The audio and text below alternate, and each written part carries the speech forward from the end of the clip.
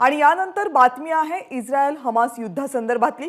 अमेरिकेने दिलेल्या इशाऱ्यानंतर इस्रायलचे पंतप्रधान कार्यालयाकडून दक्षिण गाझामध्ये 5 तासांसाठी युद्धविराम घोषित केला जाणार असल्याच्या बातम्या समोर आल्या होत्या, पण प्रत्यक्षात शस्त्रबंदी झाली नसल्याचं समजतंय। कोणताही युद्धविराम करार झालेला नाही, तसंच परदेशी लोकांना बाहेर काढलं जात नसल्याचं स्पष्टीकरण इस्रायलच्या पंतप्रधान कार्यालयाकडून देण्यात आले। राफा सीमा अद्यापही बंदच आहे, त्यामुळे इजिप्तमध्ये जाण्यासाठी शेकडो नागरिकांची गर्दी सध्या याच सीमेवर पाहायला मिळते। आपले प्रतिनिधी राहुल कुलकर्णी थेट युद्धभूमीमधून आता आपल्या सोबत आहेत। राहुल, सकाळपर्यंत ही अपडेट होती की 5 तासांसाठी युद्धविराम होईल, मात्र आता जी अपडेट येते त्यानुसार असे कोणत्याही युद्धविरामाची घोषणा झालेली नाहीये।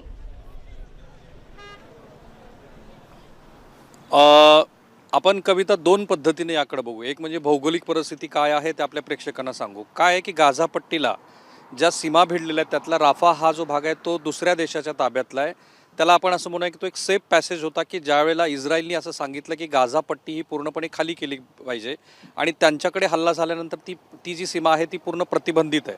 त्यानंतर जे काही सॅटेलाईटद्वारे जी कारवाई इस्रायली सैनिकांनी केली त्याच्यानंतर गाझा पट्टीमध्ये मोठा हाहाकार झाला, अनेक इमारतींचं नुकसान झालं आणि मग UN सारख्या आंतरराष्ट्रीय संस्थेला सुद्धा असं वाटलं की तिथे काहीतरी मदत द्यायला हवी।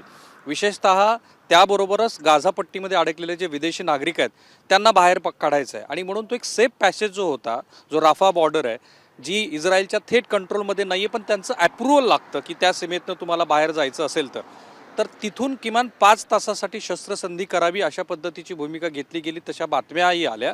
परंतु प्रत्यक्षामध्ये आता पंतप्रधान इस्रायल कार्यालयाकडनं जे सांगितलं गेलं की अशा पद्धतीचा कुठलाही शांततेचा करार आम्ही केलेला नाही। आणि दरम्यानच्या काळामध्ये आंतरराष्ट्रीय माध्यमांमध्ये पण ह्या बातम्या आल्यामुळे खूप सारी गर्दी त्या राफा सीमेवरती झालेली आहे। साधारणपणे 25 एक ट्रक वेगवेगळ्या जागतिक संघटनाकडनं वेगवेगळ्या देशाकडनं आलेली मदतसुद्धा या ठिकाणी अडकून पडलेली आहे, कारण जोपर्यंत इस्रायल तिथे परवानगी देत नाही तोपर्यंत ती सीमा खुली होणार नाही। पण दुसरा मुद्दा त्याहून अधिक महत्त्वाचा आहे आणि तो मुद्दा कदाचित या संघर्षाचं टोक कुणीकडे जाऊ शकतो तो दाखवतो। जो बायडेन यांनी ट्विट केलेलं आहे त्याच्यातनं दोन गोष्टी सूचित झाल्या। एक, त्यांनी सांगितलं की हमासचा पूर्ण नायनाट करायचा आहे, पण दुसरीकडे पॅलेस्टाईन नागरिकाकडे सुद्धा दुर्लक्ष करता येणार नाही। म्हणूनच या शस्त्रसंधीकडे त्या अर्थाने बघितलं जात होतं की कुठेतरी अमेरिकेनं सांगितलंय का की काही काळासाठी तुम्ही थांबा, परंतु अजूनही त्याच्यामध्ये क्लॅरिटी नाही आहे। कारण नाविक दलाचा एक जी तुकडी इकडे अमेरिकेची आलेली आहे ती त्यांचे स्वतःचे नागरिक, युरोपियन राष्ट्रातले काही नागरिक जे गाझापट्टीमध्ये अडकले आहेत त्यांची मुक्तता झाल्यानंतर इस्रायलनं ऑल आउट जे ऑपरेशन त्यांना करायचं आहे ते राबवावं असं सांगितलेलं आहे। पण त्याचा दुसरा अर्थ असाही होऊ शकतो की कुठेतरी इस्रायलवरती पण हा दबाव येत चाललाय का की त्यांना पूर्णपणे गाझापट्टीतनं सर्व तिथं असलेले जे लोक राहत आहेत त्यांना बाहेर काढायचं आहे। त्याला कुठेतरी आता अमेरिकेसारख्या किंवा युरोपियन राष्ट्राची मान्यता नाहीये, तर हे जे थोडं कॉन्फ्लिक्ट आहे ना त्याच्यातनं हे घडलेलं असावं। परंतु एक शक्यता दुसरी ही पण आहे की ज्याला चॅनल 2 चॅनल 3 म्हणजे बॅक चॅनलला ज्या चर्चा होत असतात तशी कुठेतरी चर्चा सुरू आहे। पण मी तुला सांगतो की ज्या भागामध्ये मी त्या उभा आहे तिथल्या नागरिकांना मात्र चिंता वाटते की पुढे काय होणार।